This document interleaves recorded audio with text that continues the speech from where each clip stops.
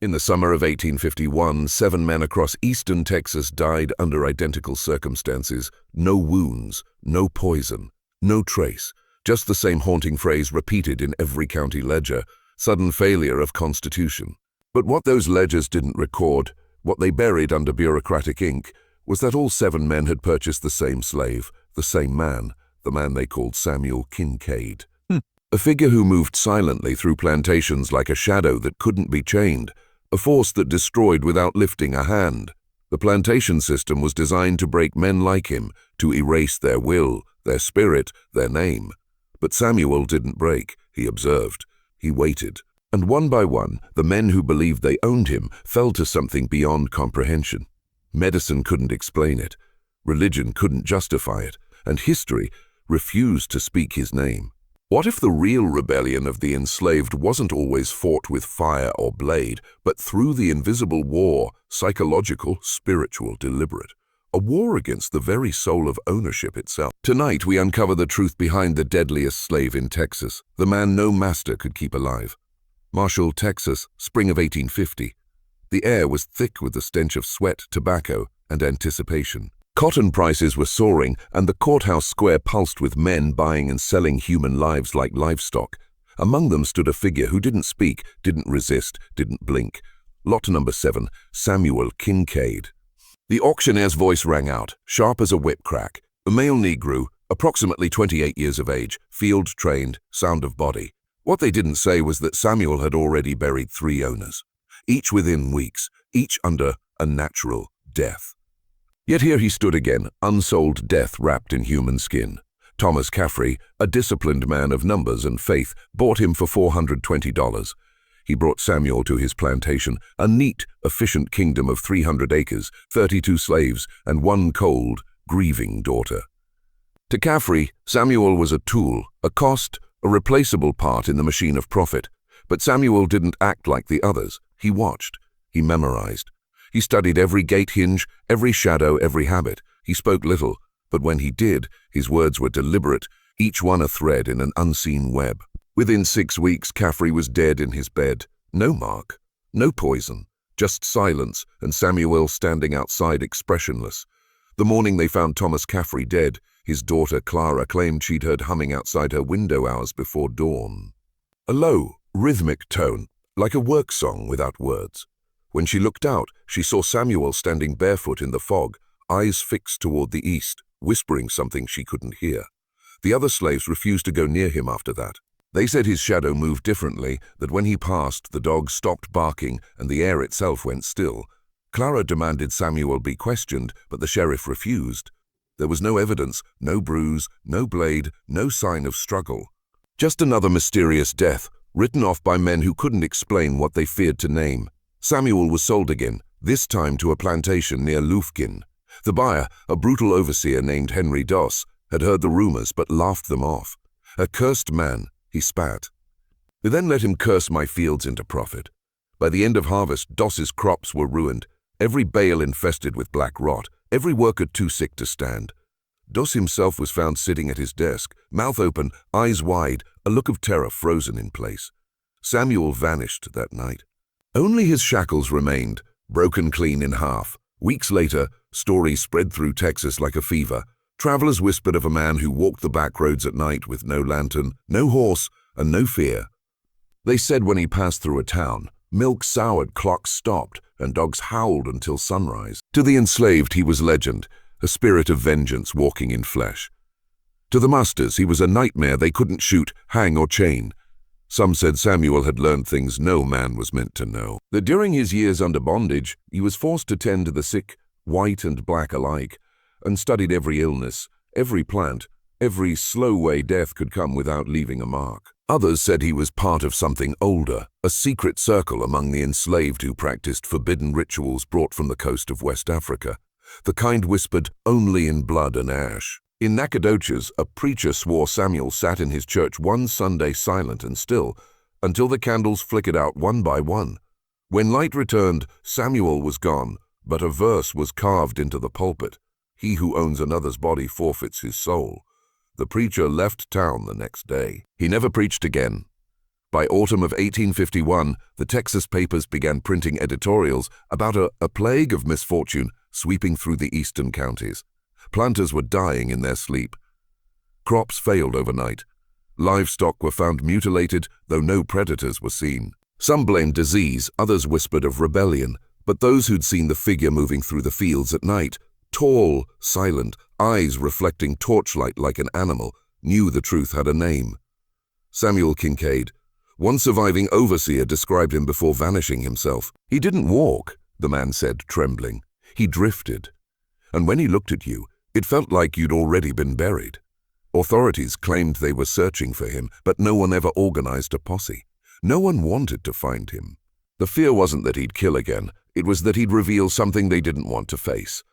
In secret, slaveholders began forming gatherings, private meetings at midnight, held in candlelit barns.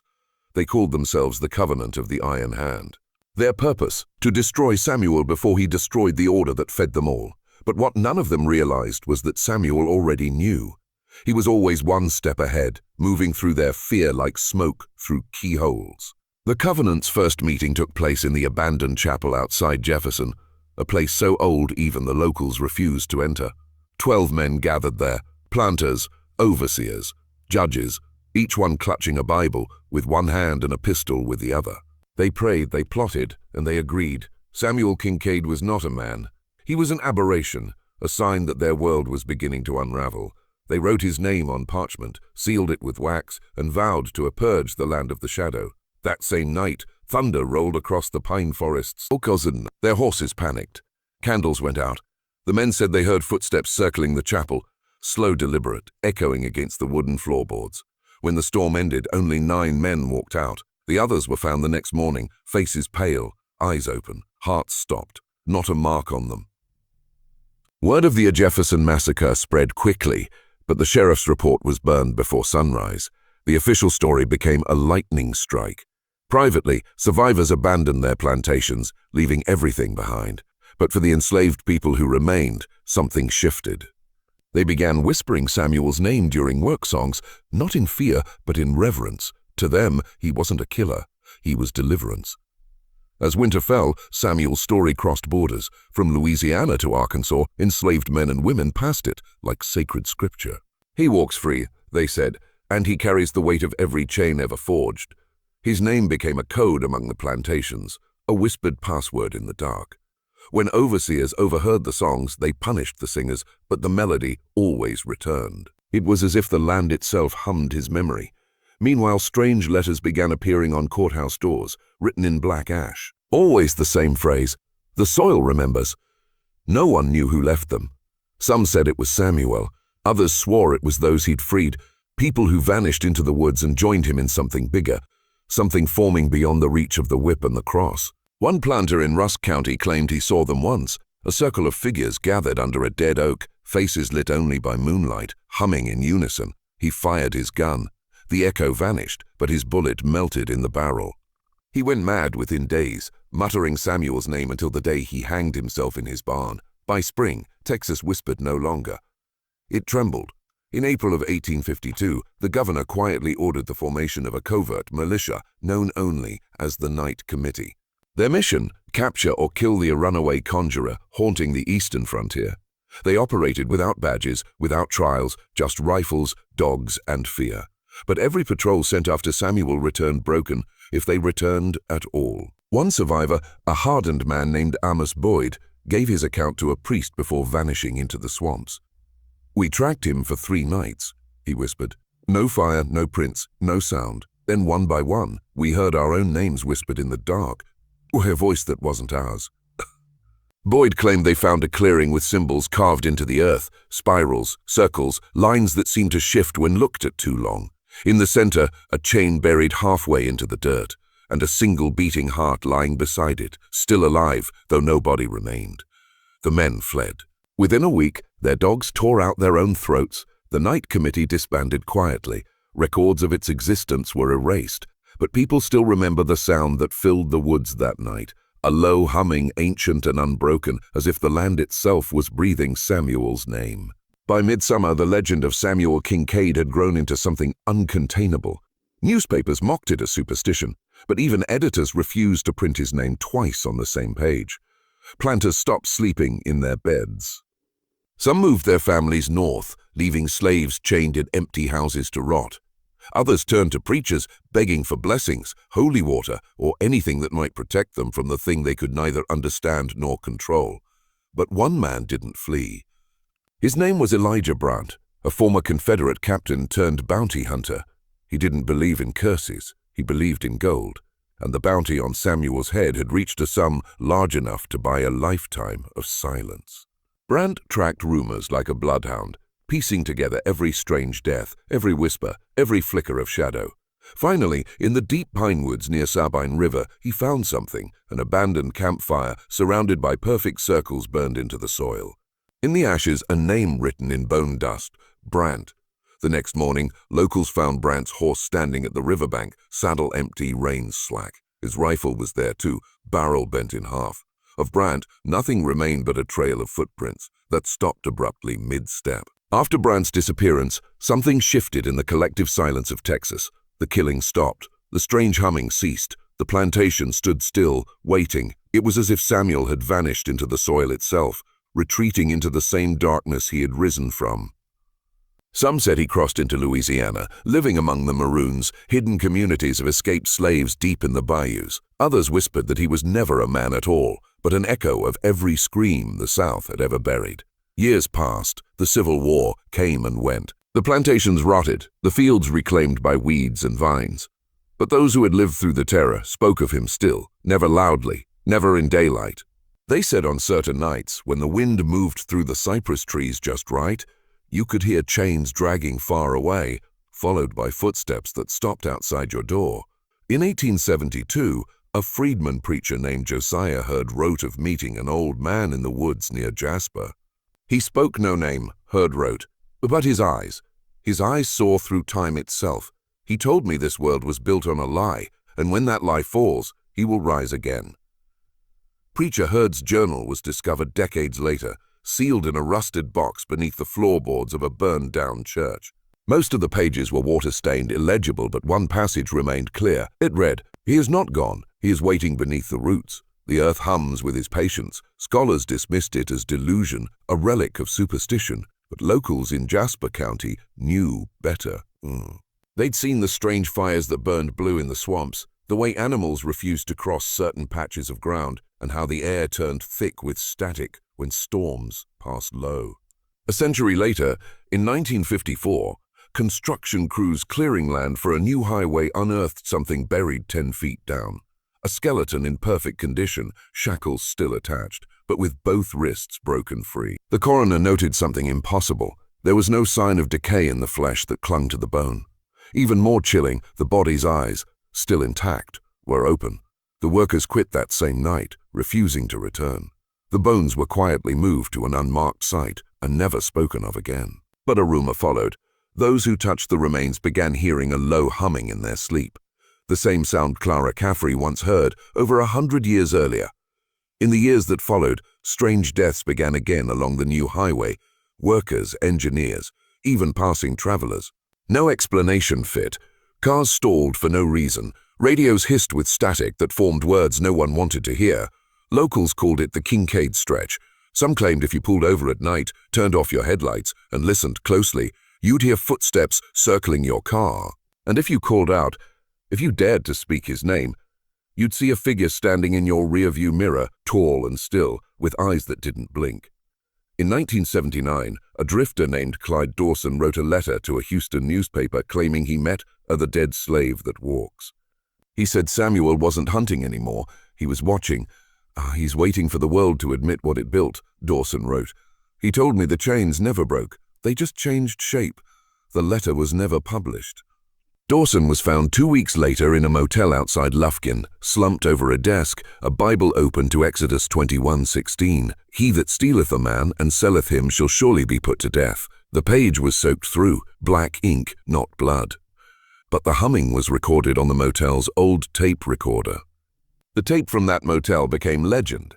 Investigators who listened to it described something almost musical, low, rhythmic, pulsing like a heartbeat. In the background, a voice murmured something unintelligible. When slowed down, it formed words. The soil remembers. I.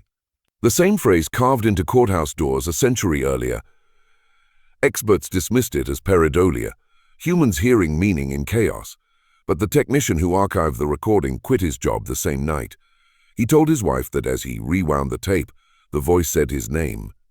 In the decades since, the Kincaid stretch has become a place locals avoid. Trucks that break down there are left to rust, their keys still in the ignition. Some nights, fog rolls in heavy, and travelers swear they see a man standing in the median, motionless, barefoot, his head slightly bowed, as if listening to something beneath the earth. Historians who've revisited the original deaths in the 1850s note a disturbing pattern. Each plantation Samuel passed through eventually collapsed, its land sold, its families erased from record. The soil reclaimed it all. It's as if the land itself was undoing their names, one generation at a time. But the question remains, was Samuel Kincaid a man, or was he what their cruelty created? Every century leaves behind its ghosts, but Samuel Kincaid isn't a ghost. He's something older, something born the moment a man first chained another and called it law. His story isn't about revenge. It's about reflection. The more the South tried to erase him, the deeper he rooted himself into its soil. The plantations that once whispered with cries of bondage now stand silent, but beneath their foundations, the air still trembles. Farmers still find rusted shackles rising through the dirt after storms, like the earth itself refusing to keep its secrets buried. In 2006, a documentary team from Austin tried filming a special on a Texas hauntings. When they reached the old Caffrey plantation site, their equipment began to malfunction, lights flickering, batteries draining, cameras recording only static. But one audio track survived, a faint hum. Then a voice. It never ended. The team disbanded after that. The footage was never aired. To this day, the site remains abandoned. Locals say if you drive past after midnight, you'll see candlelight flicker in the fields, moving in slow circles. They say it's not haunting, it's remembering. It's remembering. Because some history doesn't die. It waits for the living to finally listen. Samuel's story isn't written in books. It's etched into the air, the earth, and the quiet terror of those who would claim ownership over life itself. Each death, each collapse of a plantation, each whispered warning was a message, a ledger written in a language only the oppressed could fully read. Power, Samuel showed, could be undone without a single shot fired, without a mark left behind. His existence turned the instruments of oppression against their masters, revealing the fragility beneath their carefully constructed hierarchies. And here is the dangerous truth no historian will admit. Samuel's knowledge was never just physical. He understood systems, human, economic, and psychological. He saw the invisible chains, the debts, the routines, the rigid belief that ownership could contain a soul. One touch, one observation, and he could exploit it. He was a shadow of pure intelligence and pure vengeance, a manifestation of every injustice ignored, every cruelty unpunished. Now, take a moment. Comment below, "The soil remembers," twice. Say it aloud if you wish. Lock it in. You've crossed into the same territory where knowledge transforms fear into understanding, and every secret you uncover will demand something from you in return. The final truth is simple, yet unbearable. Samuel Kincaid cannot be controlled, cannot be owned, and cannot be forgotten. Every attempt to capture him, every ledger, every unnatural cause of death was merely a rehearsal for the lesson he delivered to every man who thought he could command another human being. His power was subtle, silent, and unstoppable, a mirror held to the cruelty of the world, reflecting it back with lethal precision. Today, the forests, the abandoned plantations, and the whispering fields of eastern Texas are his testament. The chains rust, the buildings collapse, but the knowledge remains. He exists wherever oppression persists, wherever a man thinks he has dominion over another. And if you listen carefully, truly carefully, you can hear him moving through the world still, reminding the powerful that life cannot be owned, that justice will always find its method, and that history's most dangerous truths are the ones we refuse to see. This is why his story matters, why the whispers persist, and why those who have felt the edge of his presence rarely speak of it. Samuel Kincaid was never just a man. He was a reckoning. And now, having walked this path, you too have glimpsed the part of history they hoped would remain buried forever. You cannot unsee it, you cannot forget it, and some part of you has already changed.